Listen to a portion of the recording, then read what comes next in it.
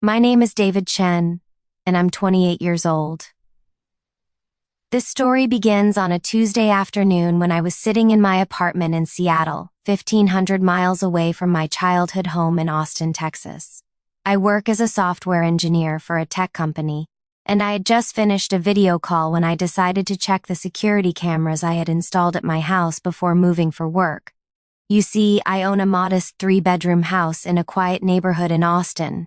It was my first big purchase after landing my job, and even though I moved to Seattle for a promotion, I couldn't bring myself to sell it. That house held too many memories, too many dreams of the future I had once imagined. So I kept it, thinking maybe one day I'd return, or perhaps rent it out to the right person. I had installed security cameras with remote access before I left, mainly to keep an eye on the property. Little did I know those cameras would reveal something that would change my relationship with my family forever. As I opened the app on my laptop, I expected to see the usual quiet hallways and empty rooms. Instead, what I saw made my heart skip a beat. There were my parents, Margaret and Robert Chen, both in their late 50s, walking through my living room. And they weren't alone. My younger sister Emily, who was 25, was with them, along with what looked like several suitcases and boxes. I leaned closer to the screen, my mind racing. What were they doing there? I had given my parents a spare key for emergencies, but this didn't look like an emergency. This looked like something else entirely. I watched as my mother gestured around the living room, pointing at different areas as if explaining something to Emily. My father was carrying boxes toward one of the bedrooms. My sister stood in the middle of the room with her arms crossed, nodding along to whatever Mom was saying.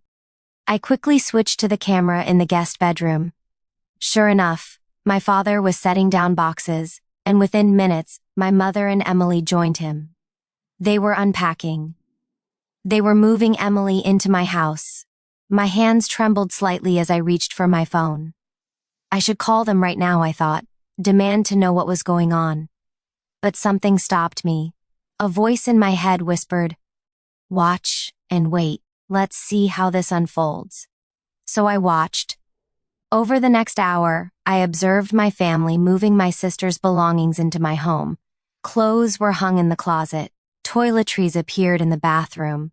Kitchen items found their way into my cabinets. They were thorough, I'd give them that. My mother even changed the sheets on the bed and fluffed the pillows. The whole time I noticed my sister's expression. She didn't look happy exactly. She looked resigned, maybe even a little uncomfortable. But she went along with it, box after box, item after item.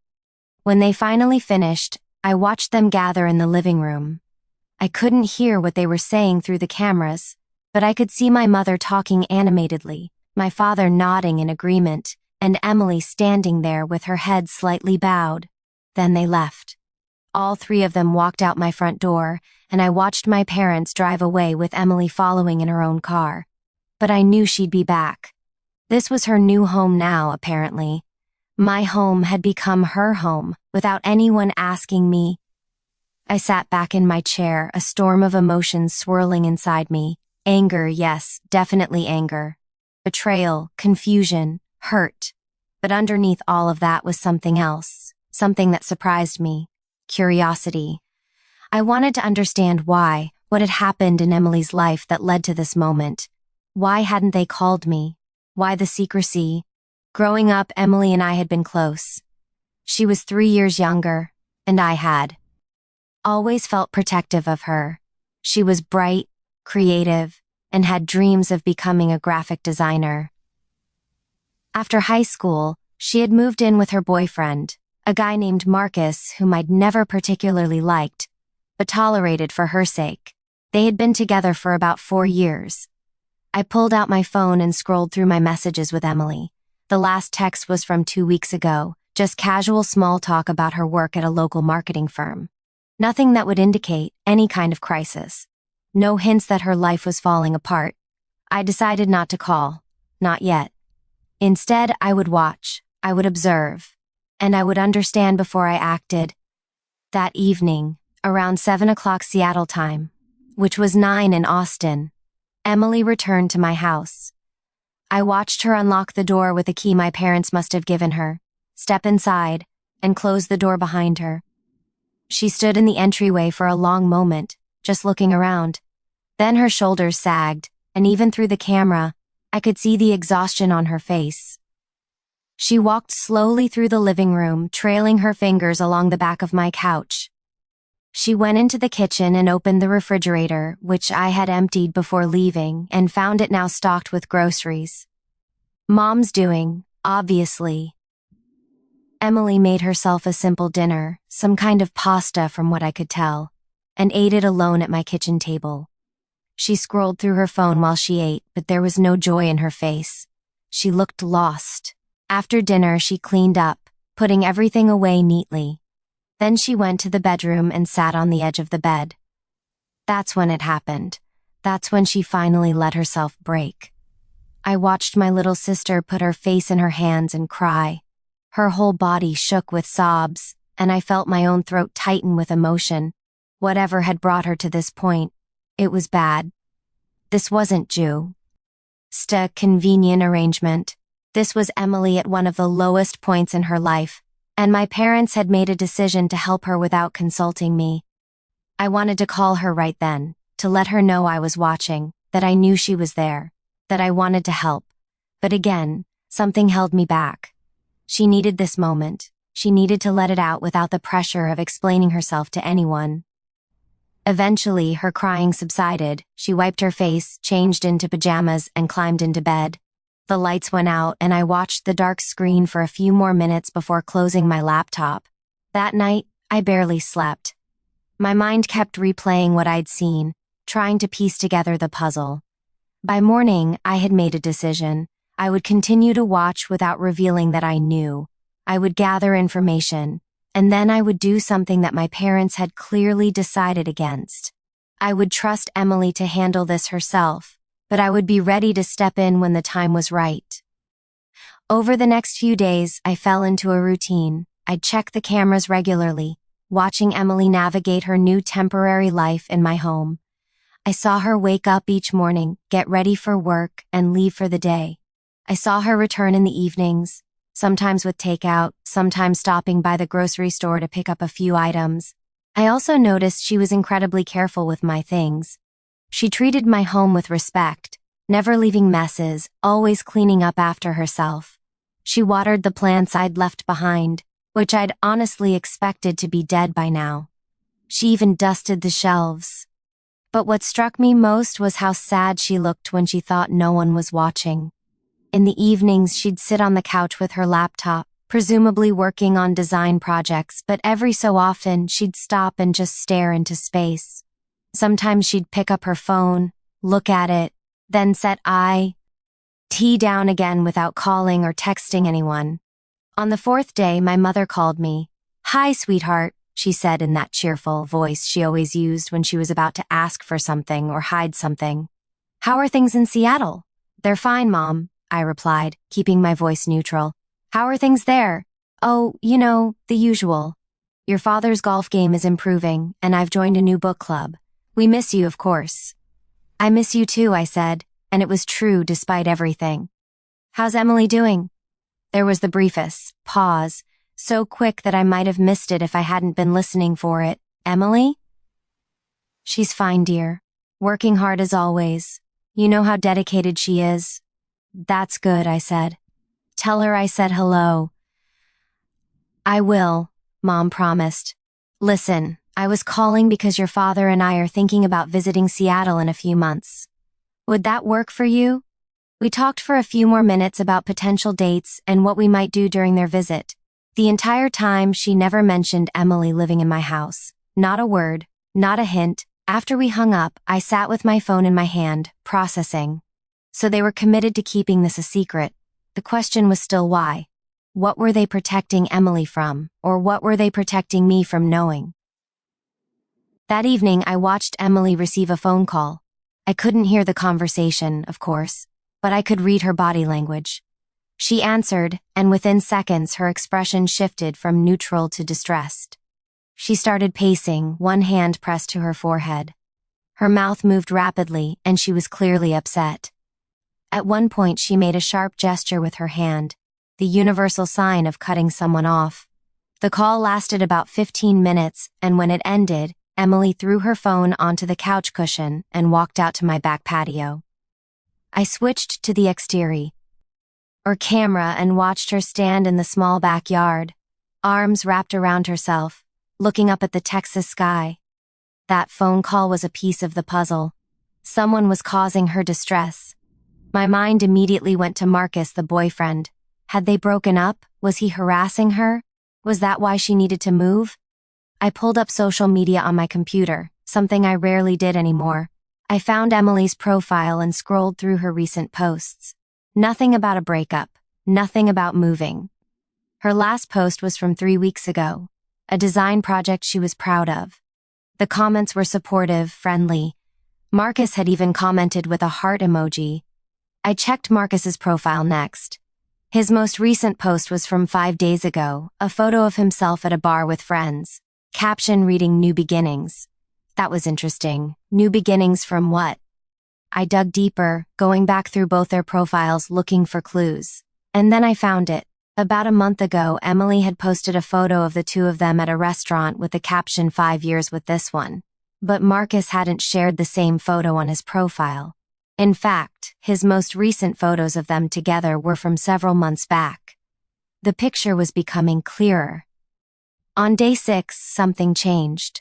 I was working from home when I decided to check the cameras during my lunch break.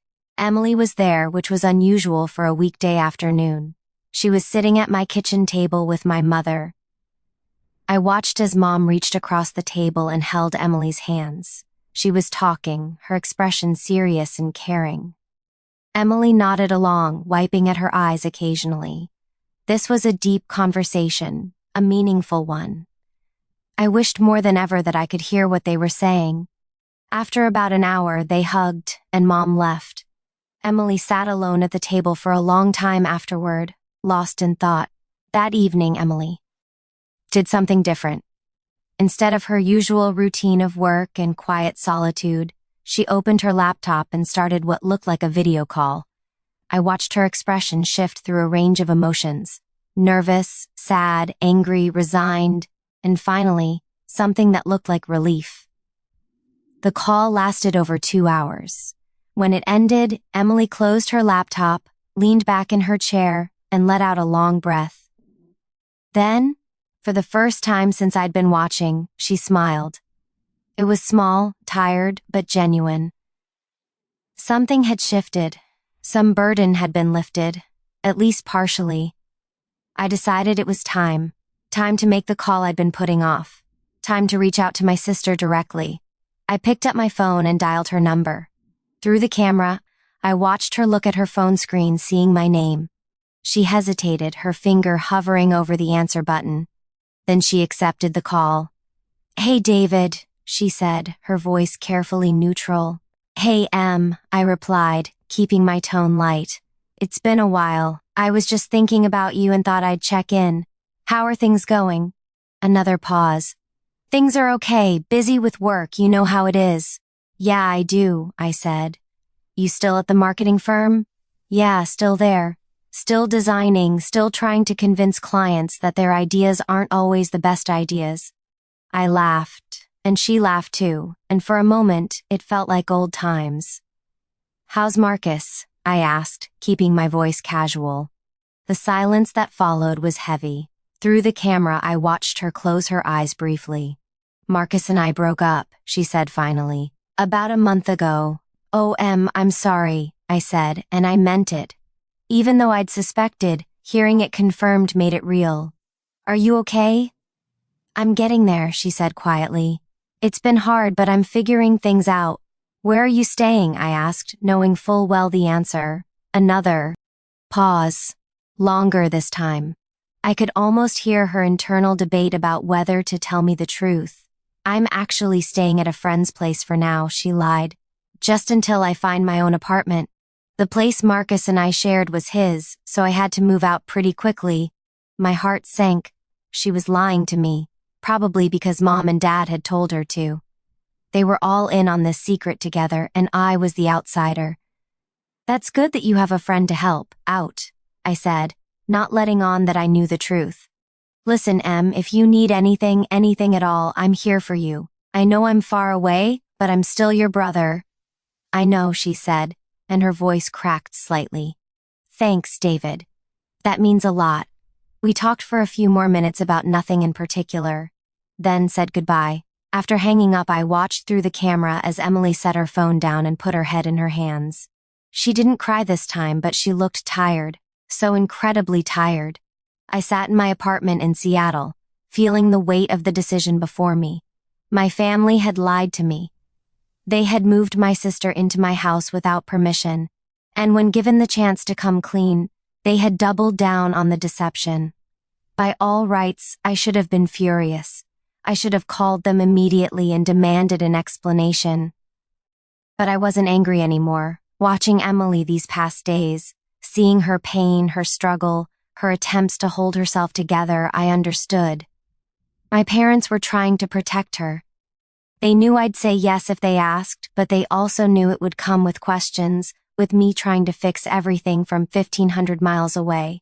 By keeping it a secret, they were giving Emily space to heal without the added pressure of feeling indebted to her brother. And Emily had lied to protect me too, in a way. She didn't want me to worry, didn't want me to feel obligated to solve her problems, or worse, to feel guilty for not being there. They were all trying to shield me from their struggles, not realizing that I wanted to carry some of that weight. That's what family does. Over the next week, I continued to watch, but with a different perspective. I wasn't spying anymore. I was bearing witness to my sister's journey through a difficult time. I saw her good days and her bad days. I saw her slowly begin to reclaim pieces of herself. She started going for runs in the morning, something she used to love but had apparently given up. She spent more time on her design work, her passion project that she'd often mentioned wanting to pursue more seriously. She talked on the phone with friends, real conversations that seemed to lift her spirits. I also noticed small things that touched me deeply. She would sometimes run her hand along the spines of books on my bookshelf, reading the titles. She'd smile at photos I'd left on the walls, pictures of our family from years ago. Once, I saw her carefully rearrange a shelf where I'd haphazardly placed some items, organizing it in a way that actually looked much better. She was making my house a temporary home, but doing it in a way that honored the fact that it was still mine. She was a guest who cared for the space as if it were precious. On day 14, I made a decision. I called my parents. Mom, Dad, I said when they were both on the line. I need to talk to you about something. Of course, dear, Mom said. What is it? I know Emily is living in my house in Austin. Silence. Complete, heavy silence. David, Mom started, but I gently interrupted. Let me finish, please. I know she's there, and I know about the breakup with Marcus. I know she needed a place to stay, and I know you were trying to help her. Son? Dad's voice came through, serious and measured. We were going to tell you. We just wanted to wait until Emily was more settled, more ready to talk about everything. I understand, I said, and I'm not angry. I want you both to know that. I'm actually grateful that you helped her when she needed it. You're not upset that we used your house without asking? Mom asked, her voice small and uncertain. I'm more upset that you all thought you couldn't tell me, I admitted. But I understand why you did it. You were protecting Emily, giving her space to heal without added pressure. I get it. I could hear Mom start to cry softly on the other end of the line. Here's what I want to do, I continued. I'm not going to call Emily and tell her I know, not yet. I think she needs more time. But I want to help, and I have an idea. I explained my plan to them. They listened, occasionally asking questions, and by the end, they both agreed it was a good approach. After I hung up, I immediately got to work. First, I called my lawyer and had him draw up a simple lease agreement. The rent was absurdly low, basically just enough to cover property taxes and insurance, nothing more. The lease would be for 6 months, renewable if needed. Then I called a local property management company in Austin and arranged for them to handle the property. which really meant just being available if Emily needed any repairs or maintenance. The next step was trickier.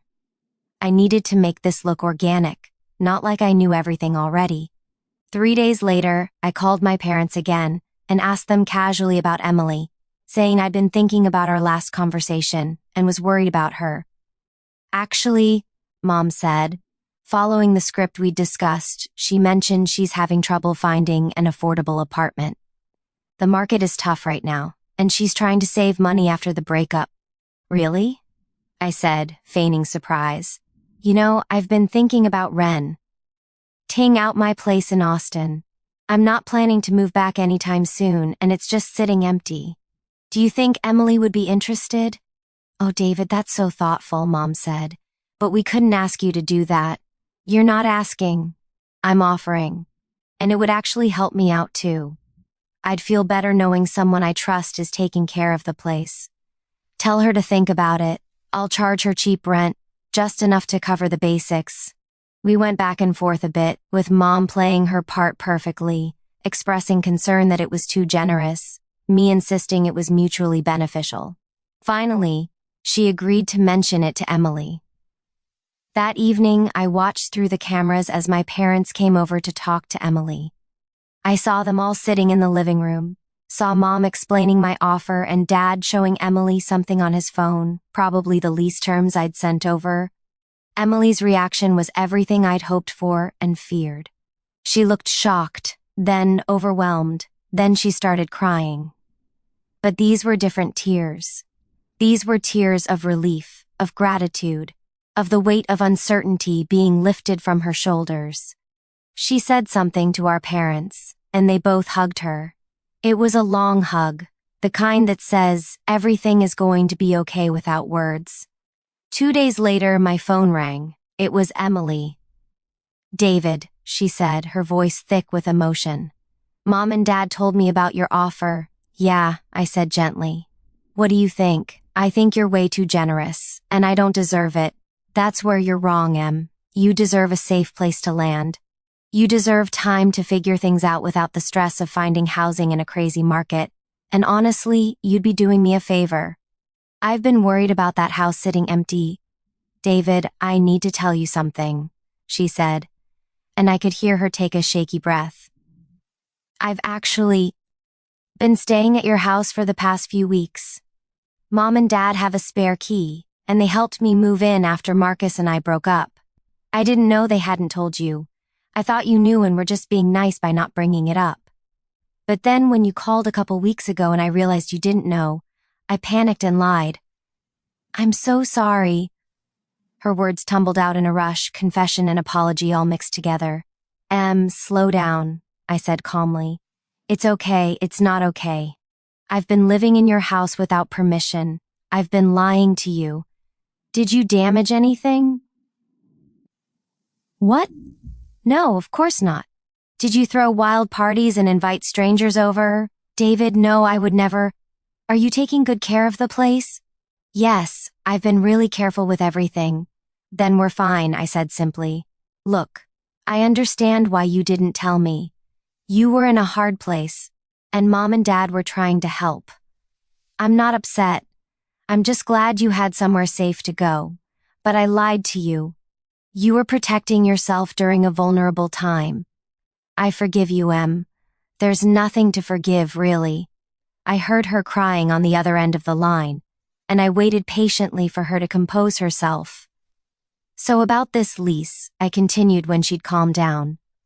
What do you say? Want to be my official tenant for a while? Give yourself 6 months to figure out your next move without the pressure of house hunting? The rent you're asking is way too low, she protested. It's what I need to cover the property costs, I said, which was true. You'd actually be helping me out. And this way, you can save money, figure out what you want to do next, maybe even put some funds toward that freelance design business you always talked about starting. There was a long pause. And then, you remembered that? About the design business? Of course I remembered. You talked about all the time before you moved in with Marcus. You were so excited about the idea of being your own boss, choosing your own clients, doing work that mattered to you. I forgot I told you all that, she said quietly. I'd kind of forgotten about that dream, to be honest. Maybe it's time to remember, I suggested gently. Maybe this break from Marcus and from your old life is a chance to reconsider what you really want. We talked for another hour. Emily told me about the breakup, how she and Marcus had grown apart over the past year, how she'd felt like she was losing herself in the relationship, how the final breakup had been both devastating and somehow a relief. She told me about moving out with only her essential belongings, how our parents had immediately offered help, how she'd been trying to figure out her next steps while dealing with the emotional aftermath. I listened, really listened, without trying to fix anything or offer solutions. Sometimes people just need to be heard, and Emily needed that more than anything. When we finally said goodbye, I felt lighter. The secret was out, the truth was known, and we'd all survived it. More than that, we'd come together. Over the next few months, I watched my sister transform. With the stress of housing removed, she threw herself into healing and growing. She signed the lease, making everything official, and treated my house with even more care than before. She started the freelance design business, taking on small projects at first, then gradually building a client base. I watched through the cameras as she set up a home office in my spare bedroom, watched her work late into the night on projects she was passionate about, watched her take video calls with clients, professional and confident. She also started dating again, but this time more carefully, more intentionally. She brought someone by once, a woman named Sarah, whom she'd met through a design networking event. I watched them cook dinner together, laughing in my kitchen, and I felt happiness for my sister's courage in exploring who she was and what she wanted. We talked on the phone regularly now, real conversations where she shared her struggles and victories. She told me about difficult clients and successful projects. She asked my advice on business decisions. She shared her fears about starting over and her excitement about the future. For my part, I was honest with her too. I told her about the pressures of my job, about feeling lonely sometimes in Seattle, about wondering if the career path I'd chosen was really the right one for me. We became not just siblings, but friends who supported each other from across the country. My parents were relieved that everything was out in the open. Mom apologized several more times for not telling me sooner, and each time I reassured her that I understood and held no grudge. Dad, in his quiet way, thanked me for helping Emily without making her feel like a charity case. You gave her dignity along with help, he said during one of our calls. That's a rare gift. 6 months passed quickly. As the lease was coming to an end, I called Emily to discuss renewal. So, I said, your lease is up next month. What are you thinking? Actually, she said, and I could hear the smile in her voice. I've been meaning to talk to you about that. My business is doing really well, David, better than I expected. I've saved up enough for a down payment on a small condo, and I found a place I really love. That's incredible, I said, genuinely thrilled for her. I know, right? It's scary but exciting. But I wanted to talk to you about your house. These past months there have meant everything to me. That house gave me a safe space to fall apart and put myself back together. I don't think I see and ever really thank you enough for that. You don't have to thank me, I said. I'm just glad I could help. Well, I want to do something anyway. I've been thinking about what happens to your house after I leave, and I have a proposal. She went on to explain that she'd been talking to a friend who ran a nonprofit that helped women leaving difficult situations find temporary housing. Emily wanted to know if I'd be interested in making my house available for that purpose.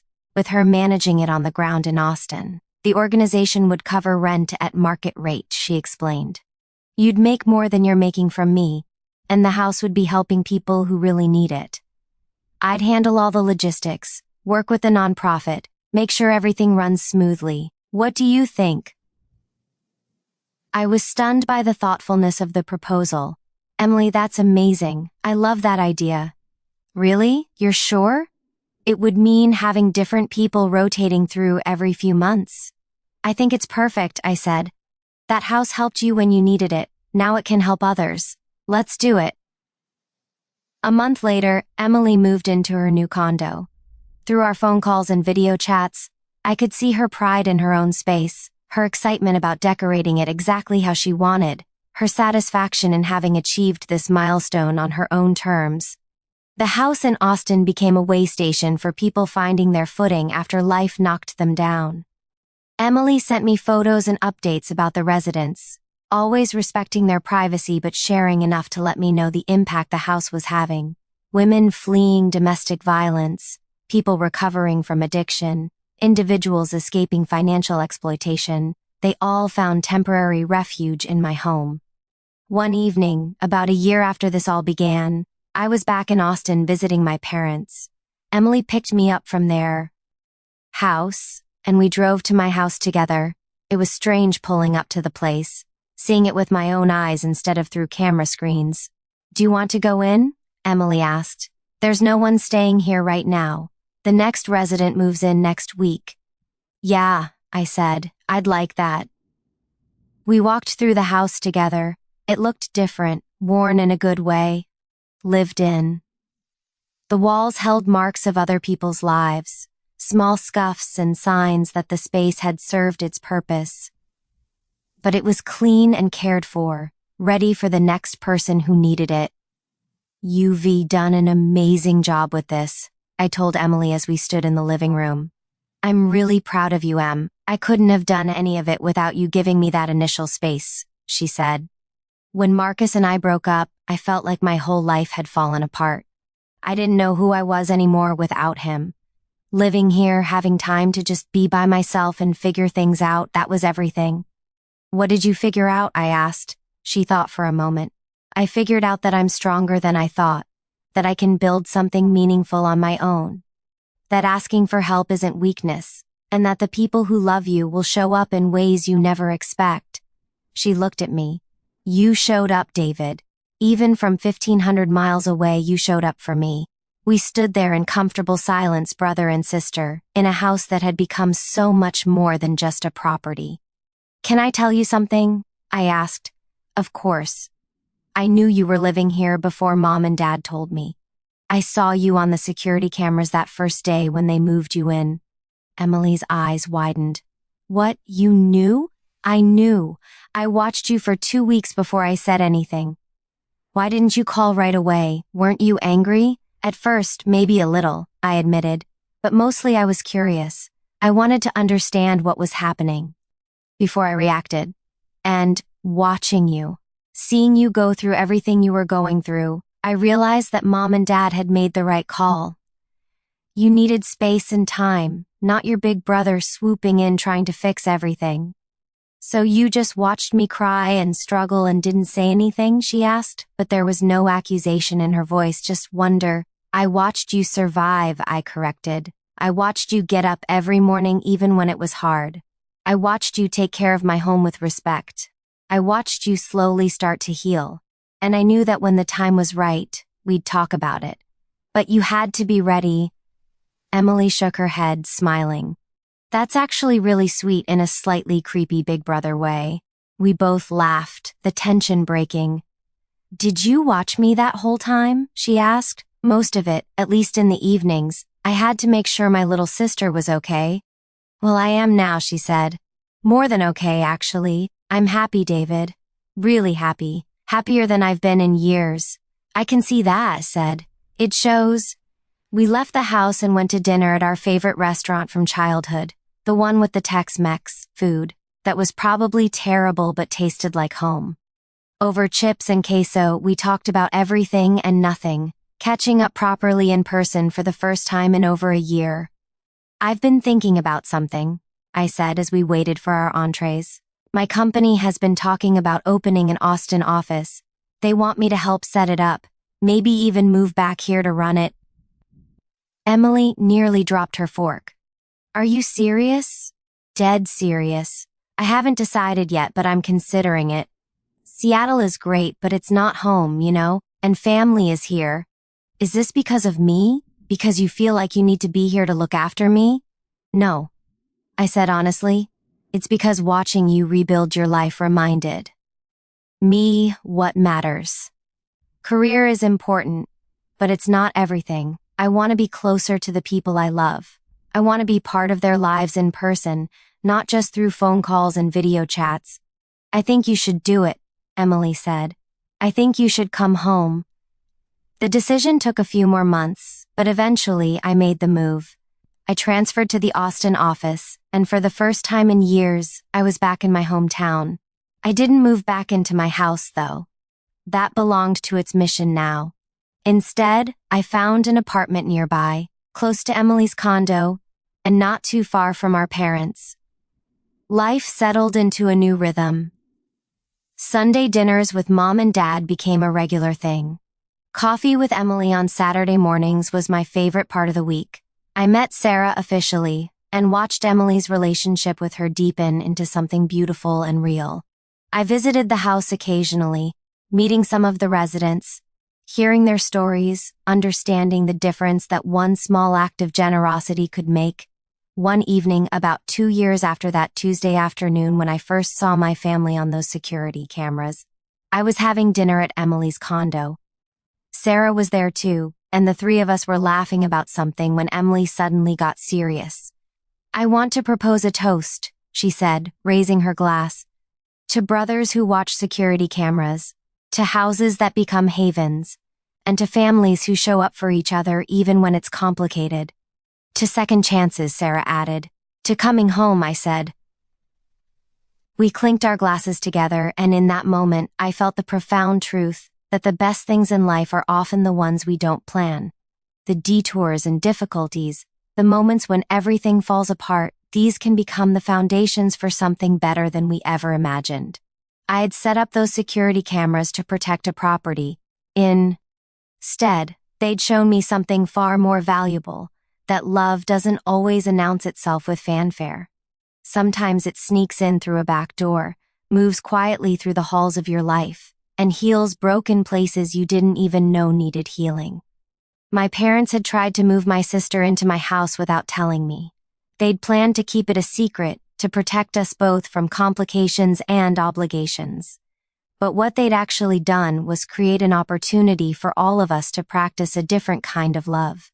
The kind that trusts, that waits, that gives without demanding recognition. Emily had needed a place to fall apart safely. The house provided that. But more than the physical space, she'd needed to know that she was supported without being suffocated, helped without being pitied, loved without conditions. And me? I'd needed to learn that sometimes the best way to help someone is to step back and trust them to find their own way, to be present without being overbearing, to watch and wait and offer support at the right moment rather than rushing in with solutions. The house in Austin sits quietly on its street, looking like any other home in the neighborhood, but within its walls, transformation happens. People arrive broken and leave whole, or at least on their way to wholeness. They find safety, space, and time to figure out who they are and who they want to become, and every time I drive past it, I think about that Tuesday afternoon 2 years ago. I think about the anger I could have felt, the accusations I could have made, the rift that could have opened in my family. I'm grateful I chose a different path, grateful I watched and waited and trusted, because in the end, that house didn't just give my sister a place to stay.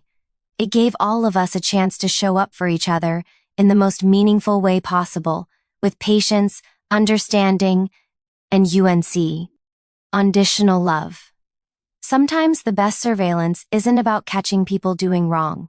Sometimes it's about witnessing people doing their best with difficult circumstances, about seeing the love behind imperfect choices, about recognizing that we're all just trying to take care of each other in whatever ways we know how. And that's a lesson worth any amount of anger, any feeling of betrayal, any wounded pride.